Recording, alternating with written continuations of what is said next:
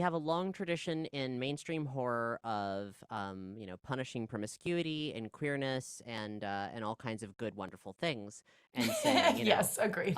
those are bad and you're the first to die.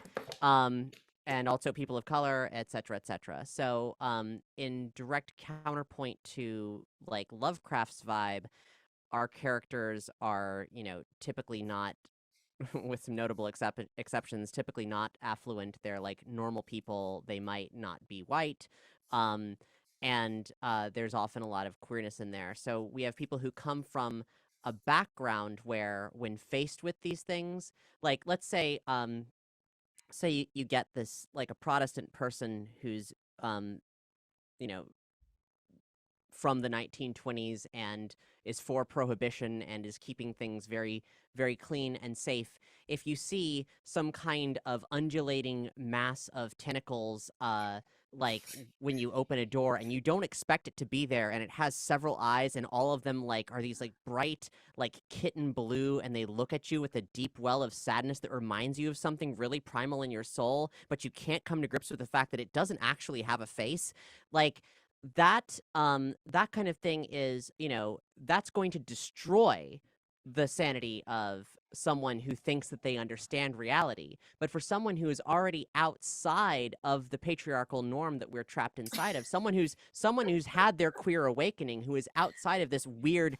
humanity has created a veil over our species' perception of reality. And for those of us who are outside of that veil, who have torn down that veil in different ways, we're able to see things differently. We know that those systems are fabrications. And that means that your perception of this might be shock and horror because you've never seen anything like it before. Or you might start asking questions, necessary questions. Your capacity to be undone by this impossible thing may be significantly lessened because maybe it's good. Maybe it's not. It might be repugnant to human sensibilities of beauty, um, but maybe those are wrong to begin with. So Maybe what this. you're saying, Kat, is I was close before, but slightly wrong. Which is, it's not that like mere man cannot know Cthulhu. It's only the straights, really. It's just Surely. Yes. Like, you know, the gays can maybe grasp Cthulhu. The gays can communicate with Yeah, like Cthulhu strange might and show up with all wonderful his things. tentacles, but like he'll have like an iced coffee and he'll be like, yeah. so. I got you one. And when we get down to hard facts, the cosmic of cosmic horror is in its most primal state. That the fact that we as beings are just little, like, blips of flesh and bone on the face of this planet, and our belief in our society and the integrity of that is entirely an illusion. Yeah. Like, we have just built ourselves up. The universe is vast, and in the vastness of the universe, in the dimensionality of the universe, with the possibility of, let's say, fourth dimensional beings that perceive time and space totally different from ourselves, um, we are nothing. I feel like queer people are more likely to accept our minuscule place in the universe as something that's beautiful and not something that is to be feared. And the fact that we like belong to nature, that's also something beautiful.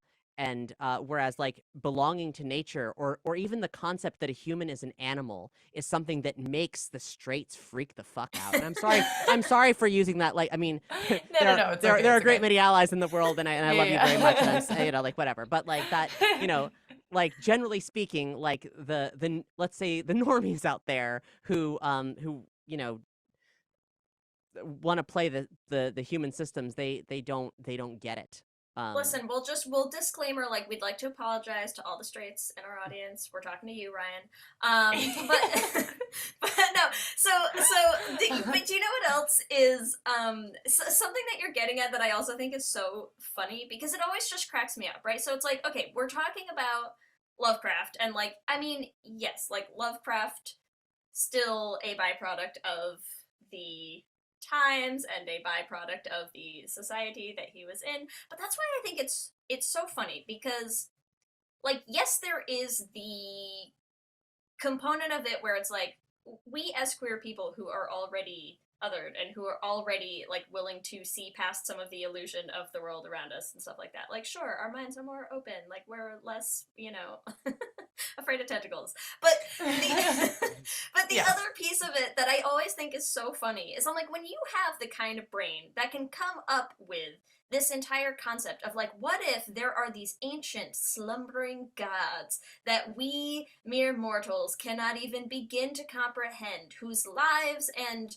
knowledge and like powers are so far beyond ours that like we are the dust beneath their giant like feet, and we're like, how do you then still care about all of that shit?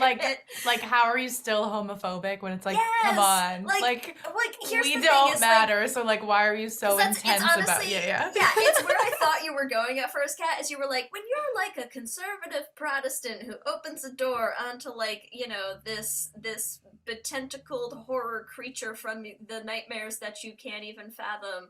Like, I really thought the next thing was gonna be like, why would you still care if the dude next to you is gay? You just run.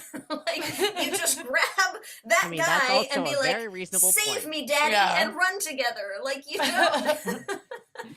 So You you're don't saying that care. all we need is Cthulhu Yes. to unite the world I think against Cthulhu is really the cure for homophobia, is what I'm saying. Okay.